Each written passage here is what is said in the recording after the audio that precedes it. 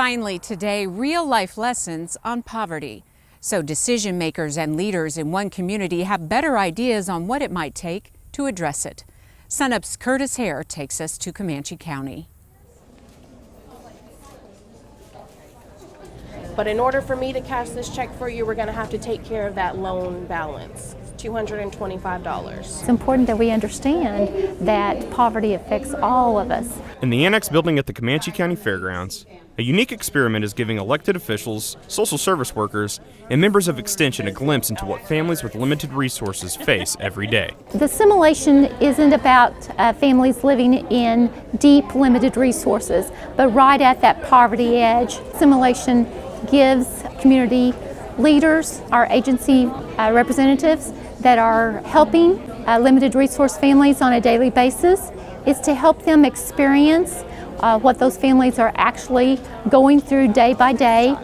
Okay, so I'll need $14. Participants are split up into small groups, or families, and given specific storylines. Whether they're playing a parent or a 10-year-old, they're expected to take the simulation and their roles seriously. When you go to the store, can you give me $5 worth of treats? The simulation is split up into 4 15-minute sessions. Each session represents 1 week. They have a number of tasks that they have to perform, like everyday tasks like paying bills, going to school, going to work, and their job is to make those decisions given the limited resources that they have. The participants have different resource tables that they can go to and access services from. Some are kind of the necessities, like a supermarket for their food. There's the mortgage company that they have to pay rent.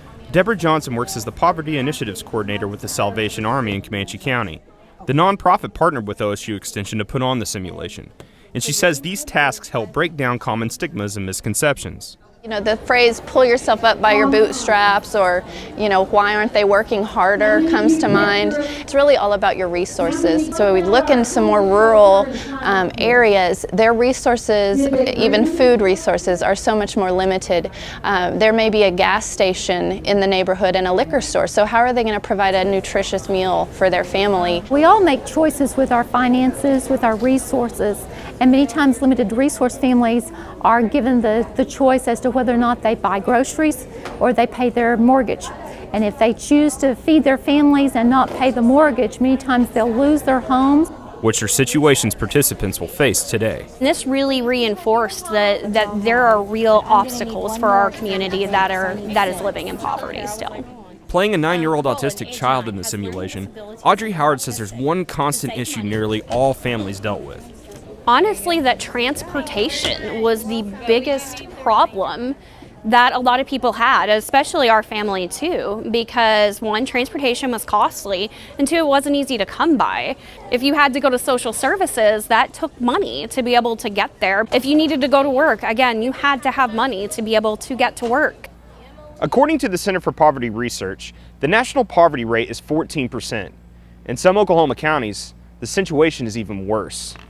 Comanche County actually is 16.8%, so we're even higher than that national rate. So many times this situation is generational versus situational. When someone comes to poverty from a situational perspective, they have been raised typically with the skills and understanding to overcome whatever obstacle or situation they've encountered. But when it's generational, which is often the case in Oklahoma, they've not been taught those skills. And we in Extension have a duty to help our communities realize what those families are facing. People that are struggling with their finances, struggling with providing food for their family. That is impactful on the agriculture business as well, because folks are not able to purchase their products. In Comanche County, I'm Curtis Hare.